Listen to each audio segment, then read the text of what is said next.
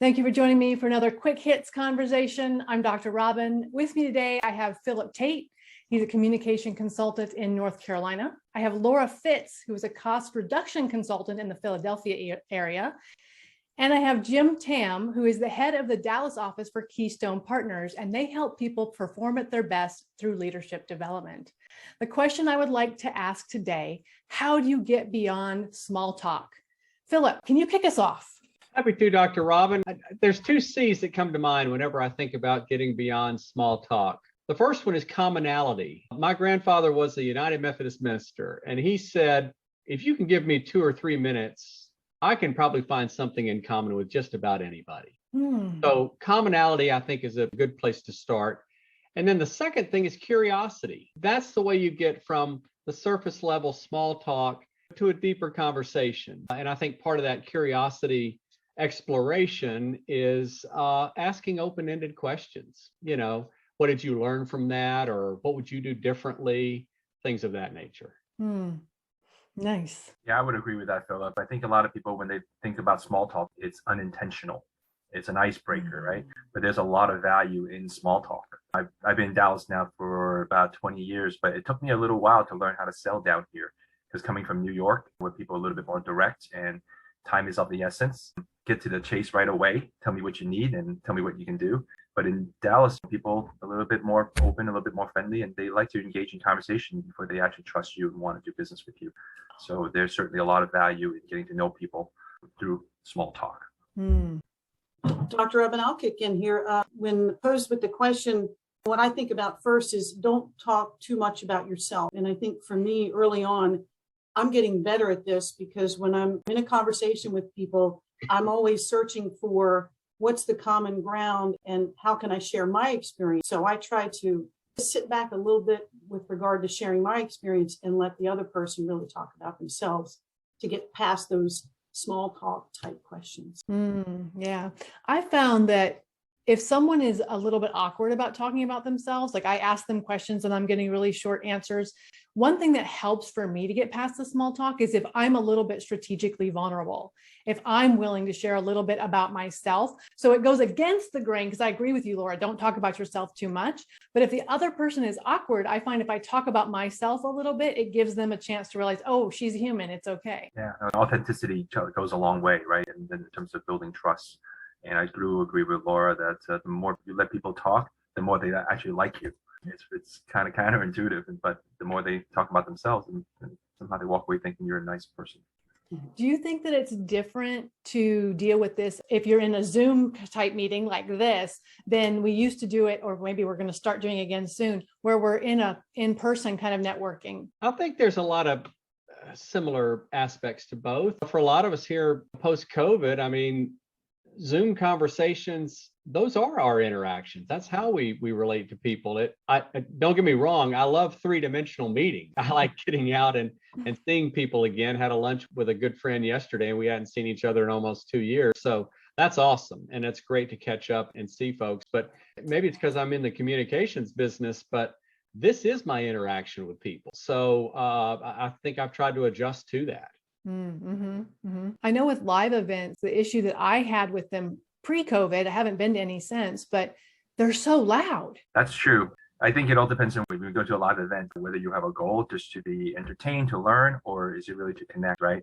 I always find that going to any type of networking type of event, if you have a goal of just meaning 2, 3 quality, have 2 or 3 quality interactions, to me, that would be a success. Do any of you have any go-to questions you use that kind of get you past the small talk and get you having a real conversation? For me, and I've been doing a lot of networking in my new business. I didn't really network before this because I was networking with people in my company. But now that I have my own company and it's really a referral business, doing a lot of networking, and it's putting yourself out there, meeting a lot of people. But I was in a networking event last night and I didn't know many people there.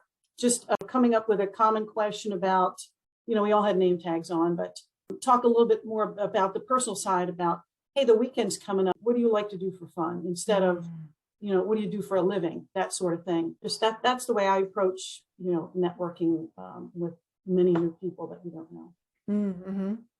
Like I said at the top, I kind of start I like to find common ground where I can. I think that puts both of us at ease when you find you have something in common. Hey, we cheer for the same sports team. Maybe we went to the same college. Maybe we grew up in the same state or part of the country. And then once you do that, then I think there's an opportunity for the deeper dive, employing some of that curiosity. And that's where, again, open-ended questions, not asking people for things that are going to prompt a yes or no response or something polarizing or something that's going to be off-putting, but something that's more open-ended and hopefully gives them an opportunity to talk about something they're interested in.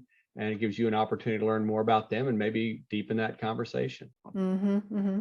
I do agree with that. I think nowadays, with access to LinkedIn and other support for social media, there's no reason not to do some research about the person that you would like to meet at an event. If it's something that it's targeted, certain people that you would like to be introduced to.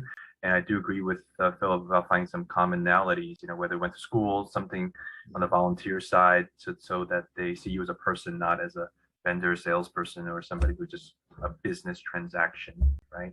But if it's a general networking event, like similar to what Laura was talking about, then I always try to find out a little bit about their business and how can I help refer business to them. Mm-hmm. Because, if you go in there with the intention of helping others first, I would find that it usually comes 180 later on.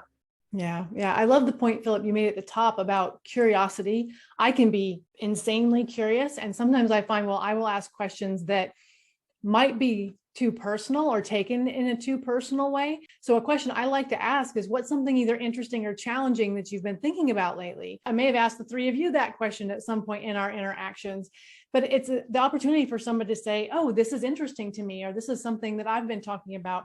But it can sometimes lead to questions where people will tell me stuff and then they'll say, wow, you probably didn't expect something quite that personal. So you have to be prepared when you ask those super open-ended questions. Well, I think it's what I like for these quick hit conversations. We don't really know what we're going to talk about, then we get into it. And oftentimes you go down different paths, maybe than you anticipated at the top of the call. I'm sure that happens with you, Dr. Robyn, every time you do one of these. But even some of the ones you and I've been part of, I know we did a conversation some time ago on bullying, and it went in a completely different direction than any of us thought it might. Mm-hmm, mm-hmm. So if you find yourself in a public situation talking to someone who's basically a stranger and it does go a really personal direction, maybe they're being personal to you, how do you make them comfortable? How does that work? Yeah, it's somehow I've always, had this thing about, going to the person who's like feels very awkward in a networking session, just to make sure that I'm making him or her feel included, or, so I kind of go out of my way to try to engage that person. And I find a lot of value in that. And I actually like connecting that person maybe to somebody else and then making sure that person has a good time. I'm just naturally wired that way. But, it is. That's nice. Jim, I do the same thing. And it used to be off-putting to people I used to work with when we go to a luncheon or something like that, maybe a car full of people. And I'd usually announce as we were walking from the car into the event, basically, I'll see you when we get back to the office because I spend all day with you. I'm going to go interact with other people, and I encourage you to do the same. And it almost takes that intentionality for some people because it's very easy to just stay in our little group or our little tribe and not getting beyond that. I think the value comes when you do extend that circle to include other people. Mm-hmm. That's a good point, too. I think that a lot of people aren't aware that when you're in-person networking, you can end up in a circle and somebody can be standing on the outside. And if you don't intentionally turn your shoulders to include them, they end up on the outside. And it's really awkward for someone to be like, hey, will you talk to me? Hello. So being intentional about that and paying attention, I think, is a huge part of moving beyond small talk, is just realizing, oh, this person wants to be part of this conversation. 100%. Yeah. Dr. Robyn, I wanted to mention quickly when you're in conversations, instead of, I made a few notes here that I wanted to make. Instead of asking what, ask why. When you ask what, it prompts a single word answer. When you ask why, it's more thought provoking into whatever the topic is you're talking about. That it spurs more of a thoughtful response and maybe a story. Yeah, that's a good point. Why can be more personal. So there's a little bit of, you're on that edge of tell me something interesting about you, but also, oh, this could get deep really fast. So be, something to be aware of. And I think that's a great tip for us to end our 10-minute conversation. So thank you so much for doing this with me. I appreciate it. We got beyond the small talk. I'll talk to you all very soon. Thanks, Dr. Robyn. Thank you, everybody. See you soon.